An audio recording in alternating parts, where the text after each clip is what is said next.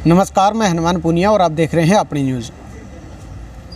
काफ़ी लंबे समय से किसानों के नाम पर जो 3 कानून बनाए गए थे उसका विरोध किया जा रहा है किसान संगठनों और किसानों की तरफ से।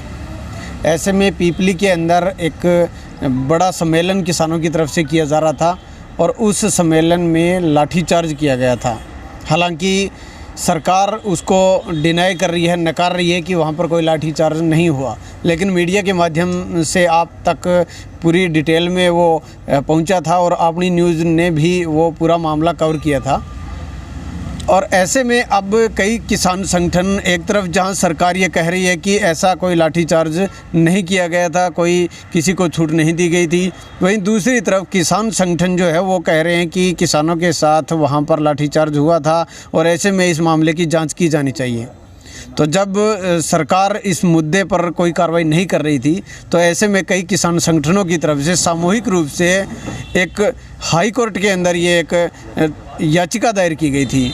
वो क्या याचिका थी, क्या उनमें मांग थी और अब उस याचिका का क्या हुआ है, ये तमाम जानकारी आज हम लेंगे। लेकिन उससे पहले बता दें कि यहाँ पर बहादुरगढ़ के अंदर एसडीएम के माध्यम से कई किसान संगठनों ने एक ज्ञापन दिया है। उस ज्ञापन में इन्होंने क्या मांग की है, ये तमाम सवाल है वो हम साझा करेंगे, इनसे पूछेंगे। तो सबसे पहले हम बात करेंगे डॉक्टर शमशेर से, जो कि किसान संगठन है इनका और लंबे समय से किसानों के लिए संघर्ष कर रहे हैं। जी डॉक्टर साहब नमस्कार। जो किसानों पे लाठीचार्ज हुई थी उस दौरान कुछ संगठनों ने इसमें न्याय के लिए हाई कोर्ट की शरण ली थी और याचिका माननीय हाई कोर्ट में एडवोकेट प्रदीप रापरिया के माध्यम से progressive farmers versus state of Haryana वो फाइल हुई और उसमें मोंगिया साहब न्यायाधीश ने एक कमाल का फैसला दिया। उसमें सरकार को निर्देशित किया गया कि इसमें तुरंत जांच की जाए। एक उच्च स्तरीय जांच उन्होंने मांगी थी, लेकिन जिस तरह आपके मीडिया ने इसमें दिखाया था, मुख्यमंत्री किसी संवैधानिक पद पे होते हुए किसी पार्टी के कार्यकर्ता के तौर पे नज़र आए। उन्होंने इसमें संवैधानिक पद की गरिमा ही नहीं गिराई, बल्कि न्यायपालिका के जो सीधे आदेश थे उसमें criminal nature contempt of court में वो दोषी हुए और जिस दोष के बावजूद उन पे एक कंटेम्प्ट ऑफ कोर्ट की कार्रवाई बनती थी, तो उन पे सीधा दोबारा से किसानों ने अपने वकील के माध्यम से इसमें मुख्यमंत्री को एक लीगल नोटिस भी जारी किया। तो यानी कि ये इस मामले के अंदर मुख्यमंत्री पर आरोप लगाए गए हैं कि उन्होंने कोर्ट की अवमानना की है। आरोप नहीं, ये एक याचिका थी, मैं आपके मीडिया को बता दूं। और किसान जब अपने संवैधानिक हकों के लिए, जब बिलों के लिए शांतिपूर्वक तरह की जो डेमोन्स्ट्रेशन उनका एक संवैधानिक हक है, उसमें जब वर्दीधारी गुंडे इनके उतर के जिस तरह से नत्थाराम की लाठियों से उनके हड्डियां तोड़ी गई, किसानों पे जैसे हृदयघात के किसान थे पीछे देखा होगा, उन पे 302 के भी संगीन मुकदमे इन्होंने लगाए। तो किसानों की आवाज़ को कुचलने के लिए सरकार और पुलिस तंत्र का जिस तरह से दुरुपयोग हुआ था, उससे हमारे जैसे आहत किसान, जो बुद्धिजीवी किसान थे, वो हाई कोर्ट से एक आदेश लेके आए थे कि इसकी जाँच हो। तो इस अवमानना में पहले नोटिस जारी होना होता है। नोटिस पे भी सरकार टस से मस नहीं हुई। हर एक की शक्तियाँ विभाजित हैं संविधान में, न्यायपालिका की भी, विधान पालिका की भी और आपकी कार्यपालिका की भी।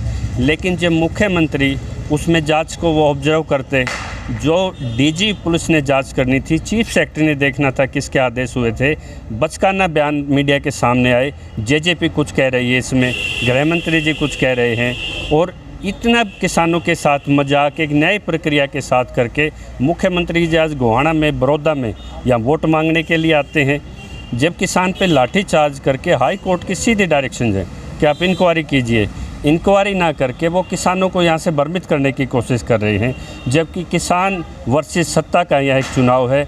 और हुड्डा साहब इसमें जो पूरे प्रदेश में, देश में किसानों का माहौल है, वो बड़ौदा के किसानों को ये तय करना है कि अगर इसमें यहाँ आपने किसान विरोधी भाजपा को हरा दिया तो पूरे प्रदेश में संदेश जाएगा कि पंजाब की तर्ज पे हरियाणा में आंदोलन चरम पे है और किसान अपना न्याय मांगते हैं। और किसी तरह से अभी आपने जो आज ज्ञापन दिया है एसडीएम महोदय को, उसमें आपने मुख्य तौर पर मांग क्या की गई है?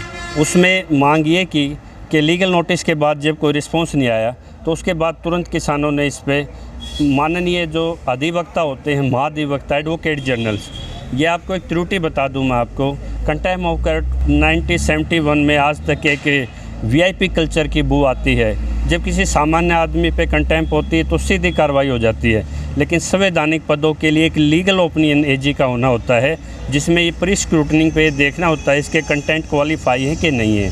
तो उसमें या तो वो डिनाइल कर देते हैं या कंसेंट दे देते हैं। लेकिन इस प्रक्रिया पे खुद बैठ के एजी 1.5 महीना से इस पे मुख्यमंत्री जी को बचाने का कार्य कर रहे हैं।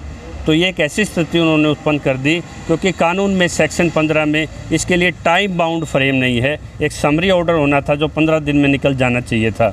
जब कोई स्पीकिंग ऑर्डर इस पर नहीं हुआ और किसानों का डाइवर्ट करके ध्यान, जिस तरह से मैं बात फिर दोबारा ये दोहराता हूँ आपके चैनल के माध्यम से, यहाँ अगर आपने इस किसान विरोधी ताकत को हरा दिया तो ये पूरी सहमति लगेगी कि किसानों ने अपने साथ इन अन्यायों का बदला लिया है।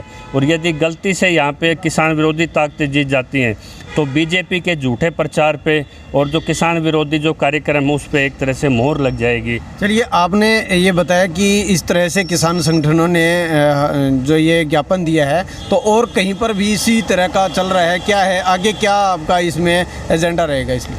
इसमें जो टाइम लिमिटेशन की एक मांग साथ में रखी गई है, आप देखोगे ज्ञापन में, और उसमें ये मांग की गई है कि निश्चित समय इसमें होना चाहिए, किसी भी वीआईपी से आप उसका कंसेंट दे चुके। और जब इसमें एक ट्रांसपेरेंसी नहीं है और एक आर्बिट्रेटरी क्लोज का वो फ़ायदा उठा रहे हैं, तो इसमें राज्यपाल से, राष्ट्रपति से ये मांग की गई है वो सरकार के संवैधानिक पद और संवैधानिक मौलिक अधिकारों के सबसे बड़े संरक्षक हैं, वो नोटिस जारी कर सकते हैं। हमने रजिस्ट्रार जनरल को भी हाई कोर्ट को ये भेजा है कि आप इसमें सीधा इससे एक्सप्लेनेशन लीजिए महाधिवक्ता से, ताकि मुख्यमंत्री अपने जो लाठीचार्ज की जांच को ख़त्म करने के जो उनका घृणित करते था उसके लिए माननीय हाई कोर्ट में व्यक्तिगत रूप से पेश हो सके और किसानों को न्याय मिल सके। और जब किसानों को न्याय नहीं मिला तो आज किसान प्रदेश में सभी जिलों में आज ज्ञापन पे उतरे हैं। लेकिन अगर इसमें तुरंत कोई आदेश या स्पष्टीकरण महाधिवक्ता कार्यालय से नहीं आया तो किसान सड़कों पे भी उतरेंगे और ये एक बड़ा मुद्दा बन के आप सबके सामने आएगा। कल यहाँ पे किसान पंचायत है और कल यहाँ उप मुख्यमंत्री भी प्रचार के लिए आए हैं और मुख्यमंत्री भी हैं। स्थानीय मीडिया से और नेशनल मीडिया से ये उम्मीद करते हैं, जब न्याय की अवधारणा और संविधान से देश चलता है तो संविधान पद का दुरुपयोग करके जैसे अवमानना की याचिका से बचने के लिए महाधिवक्ता को मुख्यमंत्री आगे कर रहे हैं, तो मीडिया क्या मुख्यमंत्री से सवाल करेगा क्यों आप कंटेम्प्ट ऑफ कोर्ट से बच रहे हैं? क्या उप मुख्यमंत्री से सवाल करेगा कि इस जांच में उनकी क्या पारदर्शिता रहेगी? तभी मीडिया की एक सार्थक भूमिका नज़र आएगी कि किसान अपने लिए जो न्याय मांग रहे हैं उसमें मीडिया कितना किसानों के साथ खड़ा होता है, क्योंकि किसान हर हाल में इस दोषी मुख्यमंत्री को सज़ा दिलवाने का काम करेंगे, ये किसानों का संकल्प है। तो ये एक मुद्दा है और इस मुद्दे के अंदर पूरे प्रदेश के किसान ये मांग कर रहे हैं कि जो लाठी चार्ज किया गया था उसमें कार्रवाई होनी चाहिए। तो ऐसे में एक और किसान संगठन के यहाँ पर प्रदीप धनखड़ हैं, वो भी ज्ञापन देने के लिए यहाँ पहुँचे हैं, तो उनसे भी हम बात करते हैं। प्रदीप जी, क्या मानना है कि आप ये जो ज्ञापन वाला सिलसिला शुरू कर रहे हो, इससे किसी तरह की कोई न्याय मिलेगी? न्याय की तो आस रखनी पड़ती है। रही दूसरी बात, जो इनका एक मेन फार्मूला था, एक देश एक कानून, खट्टर साहब तो उसको भी फॉलो नहीं कर रहे। ये जो आम आदमी के कानून दूसरा रूप लेता है, वीआईपी कल्चर में चाहे कोई भी आ जाए वो दूसरा रूप ले लेता है। ऐसा क्यों है? अच्छा, एक बात और मैं बताना चाहूँगा आपको। आपका मेन जो मुद्दा था वो पीपली के अंदर ये था कि जो कानून बने हैं उन पर रोक लगनी चाहिए, लेकिन अब जो कहें ये ऐसा नहीं लग रहा कि किसान जो है वो मुख्य मुद्दा है, उससे हटकर इस तरह का अलग से आप ये काम कर रहे हो। ऐसा नहीं है। 3 अध्यादेश का रामबाण था एमएसपी कानून, चौथा अध्यादेश के रूप में। वो हमने पहले भी विधानसभा में बिल लगाया हुआ है, प्राइवेट बिल। अभी 5 तारीख को सदन चलना है दोबारा। दुनिया की, पूरे हरियाणा की नज़र तो होगी यहाँ बड़ौदा की उपचुनाव पे 3 तारीख के उस पर। लेकिन जो असली किसान का दर्द लेके जो दिन रात लगे रहते हैं ना, उनकी नज़र 5 तारीख को है। क्योंकि 5 तारीख को यहाँ बड़ौदा में तो वोटिंग 3 तारीख को है, जो फैसला कर देगी कि किस उसको रुझान आएंगे। इनका नतीजा आएगा 10 तारीख को। लेकिन जो किसान का प्राइवेट बिल एमएसपी कानून फाइल है उसकी परीक्षा भी 5 तारीख को है, नतीजा भी 5 तारीख को है। ये हुड्डा साहब की भी परीक्षा होगी कि कितने किसान हितैषी हैं, क्योंकि उनका बिल ड्रॉप हो चुका है। जो बिल फाइल हुआ है वो कुंडू के माध्यम से है, निर्दलीय विधायक के। अब वो हुड्डा साहब को तय करना है कि उनका अपना वो छोड़ के अहम जिसको बोलते हैं हम छोड़ के किसान के बिल को समर्थन करेंगे या नहीं करेंगे।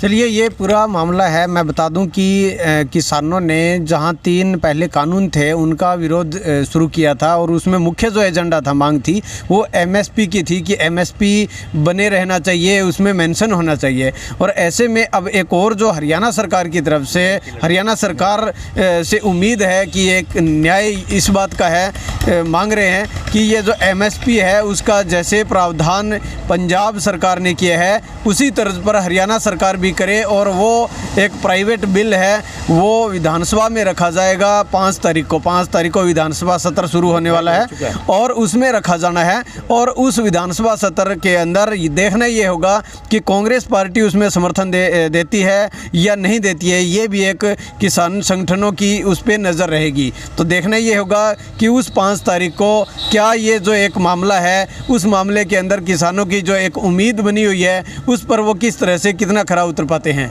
अपनी न्यूज़ के लिए कैमरामैन संदीप के साथ हनुमान पूनिया।